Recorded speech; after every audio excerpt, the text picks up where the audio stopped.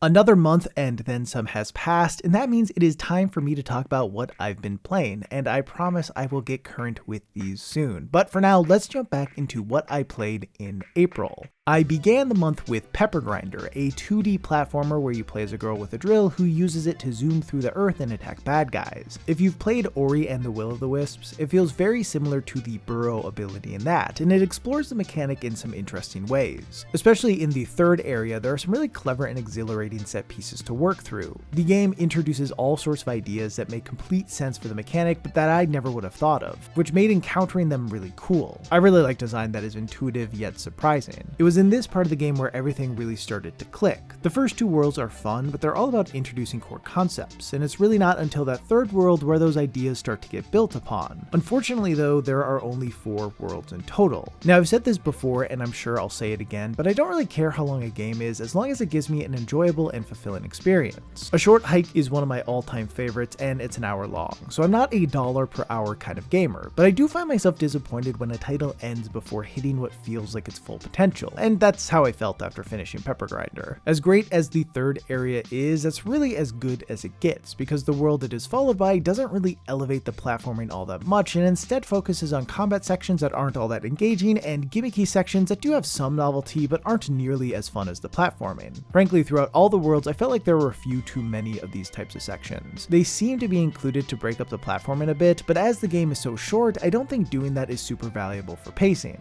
It just ends up feeling like half the game is less interesting than the other half. So yeah, I'm left in this weird place where I do feel like the best bits of Pepper Grinder are awesome, but I just wanted a lot more of those bits. For those who love games that favor mechanical variety over mechanical depth, you'll probably have a lot of fun with this one, but I walked away wishing I could have done more digging. As unfair as this is to say, in a post-Celeste world, it is tough when a platformer doesn't get anywhere close to the full potential of its movement mechanics. And obviously Pepper Grinder, a debut title from a solo developer, should not be expected to be the next Celeste, nor is it even trying to be, but as someone who has played Celeste, I have been spoiled by it, and unfortunately that's led to me being a bit harsher on every platformer I've played since. So yeah, I don't know, it's a really charming game with some great moments, but as far as the stuff I look for in platformers, it fell short. That doesn't mean I wouldn't recommend it. It's a solid enough title, and depending on your preferences, it may gel really well with you, but there are plenty of other indie platformers I'd point you toward first. After that, I played Convergence, a League of Legends story, a Metroidvania published by the now defunct Riot Forge, rest in peace, you deserved better, that also feels similar to the Ori titles. Of all the Riot Forge games I've played, this was the only one made by a studio that I had no familiarity with, so I didn't really know what to expect in terms of quality, especially because the studio hasn't made a game like this before. But it turned out to be pretty good. In it you play as Echo, which I was hyped for because my entry point to Runeterra was Arcane, so he is one of the few champions I actually know. And just like in League, his powers revolve around various time shenanigans, the main one being that he can rewind time to a few seconds in the past. As it uses a resource when you take a hit, you have to decide whether or not it's worth it to just let it be or try again so that you have more health for later in the fight. This system just works really well. Having a limited amount of chances to go back helps ease the sting of getting hit in stupid ways while still keeping the stakes high.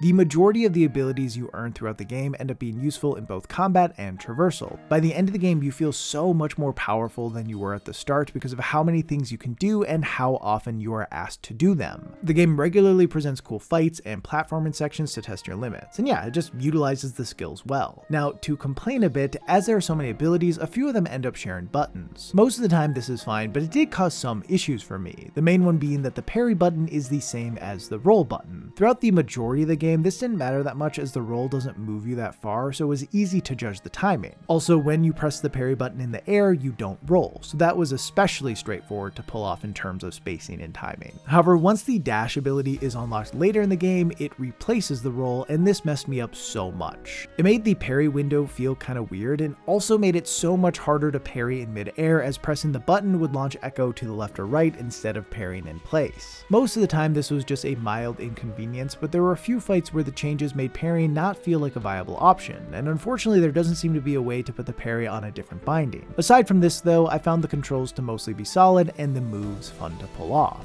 As for the game's story, it's pretty goofy, and I don't mean that in a good way. It centers around time travel and the responsibility of those who wield it, but it doesn't do all that much with that, and has some weird tangents that feel out of place. Of the Riot Forge games I've played, this was definitely the least connected I felt towards the game's narrative, which is fine. Not every title needs an awesome story, but as it was dealing with a character I had seen be part of an awesome story, it left a lot to be desired. So yeah, I'd say if you're looking for a stellar Metroidvania that focuses on interesting movement abilities that tie well into combat, play Ori and the Will of the Wisps. And if you're itching for something similar afterward, play Ori and the Blind Forest obviously, and then after that, check out Convergence. Lastly, I got sent a review code for Another Crab's Treasure, a Souls-like where you're a crab. The developers, Aggro Crab, are the same team behind Going Under, a title I played last year and really enjoyed, so I had high hopes for this one and it didn't disappoint. What I love about it is that it is unabashedly influenced by the Souls series, but sets a tone that is unlike anything you'd expect from a game with a Souls-like label. It's colorful and bright, its writing leads with comedy, and it tells a straightforward story that doesn't require scouring item descriptions to understand. Similarly to Going Under, its writing manages to be both funny and also a sharp commentary on unjust power structures, which now that I think of it, the latter is kind of the basis for every FromSoft game, so maybe it's not that different. The setting is super cool. Obviously, it all takes place underwater, but instead of pristine reefs and beautiful kelp forests, there is trash